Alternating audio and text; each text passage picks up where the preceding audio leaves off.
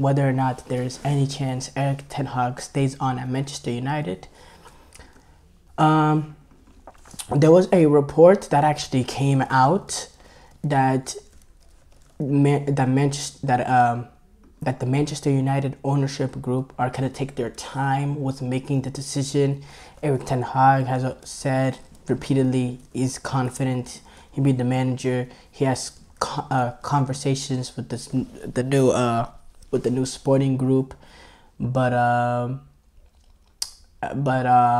you know, whenever you lose a game like they lost against Crystal Palace, and when you look at the end of the season, you know, things could go, you know, horribly wrong. horribly wrong. Let's say they get slapped up in the FA Cup final and they lose their remaining games in the Premier League, which is kind of a likelihood at this point, which is kind of scary. You know, that kind of entering the summer with that kind of sour note, it might leave the United owners with no choice, because if they do keep Ten Hag, it's like, wow, so we're comfortable with this level of mediocrity, this level of embarrassment. Is that the kind of statement they want to send to their fans in their first opportunity to really show their footballing brilliance to the United supporters? So Ten Hag's position as a manager, you know, has to be at risk after this kind of season. Jim Ratcliffe and the rest of his team, you know, they're gonna have to make a decision, and they're probably gonna have to make one after the FA Cup, after the season, because you can't cut bait with them right now. I saw Michael Owen said that, but that's never gonna happen. They're not Tottenham. They have a trophy that they're still trying to aspire for at the end of the season against Manchester City. But after that 4-0 loss, I mean, you have to say he's definitely like hanging by a thread, a very, very loose thread. And the fact that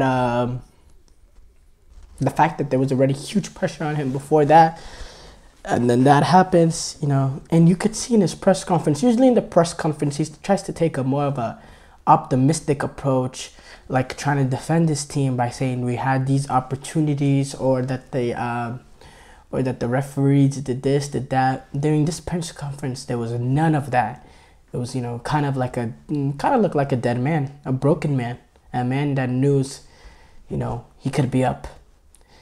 And now with them facing Arsenal, Newcastle, and Brighton, and not controlling their own destiny to get that European spot. It's a rough time. And I'll have to say the players that he has signed, you know, some of them don't make no sense to me. Casemiro, okay, you're coming in. You're bringing him in for experience. You weren't able to get Frenkie de Jong, who he constantly talked about to Gary Neville.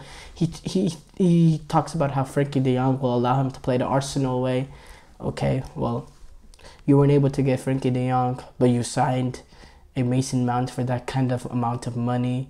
You signed Eriksen, a Casemiro, you know, an Anthony for $100 million. Now that really could be that, like, making those kind of signings are kind of the end of you. When you're making $100 million signings that you wanted, that you completely backed, and he hasn't made any sort of impact at Manchester United, those are the kind of signings that get managers fired, you know. So some of his signings have been questionable. And yes, he hasn't had a proper, especially that first year, a proper footballing background, like footballing system around him with football development, scouting, all that. But I mean, still, there's no way. They're now 6, and they could still finish below Newcastle, They're seventh now, and they can still below finish Newcastle. They've conceded so many goals this season. It's just wow, so many goals this season that they have conceded. I believe they're now at 81 goals conceded this season, I believe. For Manchester United,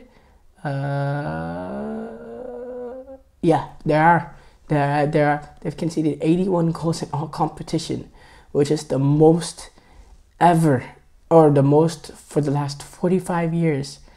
And they've only scored 52 goals in the league, which is the lowest of any of the teams in the top half of the Premier League. And they've scored the same amount of goals as a Brentford team, who are 16th.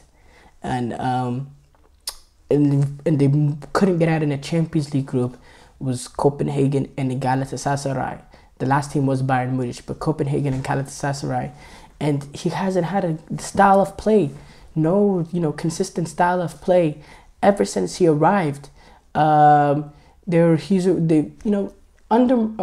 Ole, there were moments FC. That's what people call the moments FC. They relied on individual moments of skill.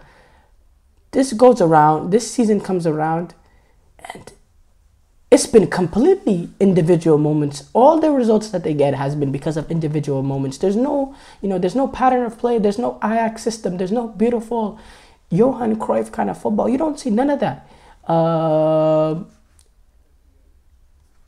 Man, 600 and more than 600 shots conceded in this Premier League.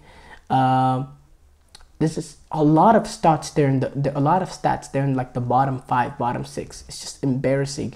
A team of Manchester United, a team with that, they should never be there. But we talk about the negative sides, but there are reasons why he might stay. Number one, this team has been so injury ravaged. We talk about this past game against Crystal Palace, they had no fit center backs. The center back partnership was Johnny Evans and Casemiro, and Johnny Evans was clearly playing injured. He shouldn't have been playing. He was playing for the badge. But yeah, they've suffered more than 60 injuries, and they've had players miss over 1,300 days. One of the most injury-ravaged teams in the Premier League. The defense, especially, they've had to use more than 10 different center back partnerships throughout the season. And some of his main guys that were performing last year for him, like a Luke Shaw, like a Tyrell Malacia, Lisandro Martinez, they have not been available at all. Varane, he's not been available. So they've had to go with Maguire and Johnny Evans and throughout the season, which is, let's face it, come on, it's 2024 and Manchester United are starting and playing with Johnny Evans, is difficult. And Ten Hag, he did have a good season last year. He did improve from the year that they had previously finishing 6th. I'm talking about specifically last year. He did get them in the top 4, and he has reached the FA Cup final again. He won a trophy last year, and he's reached a second FA Cup final. So, he's had his positive moments at Manchester United, but they've also been very, very low moments this season. And he's had a lot of questionable moments in style of play. I don't see the way he survives. I just think the pressure is growing day in, day out, and I believe that the end of the season is going to finish ugly for them, and that's the last thing he can afford.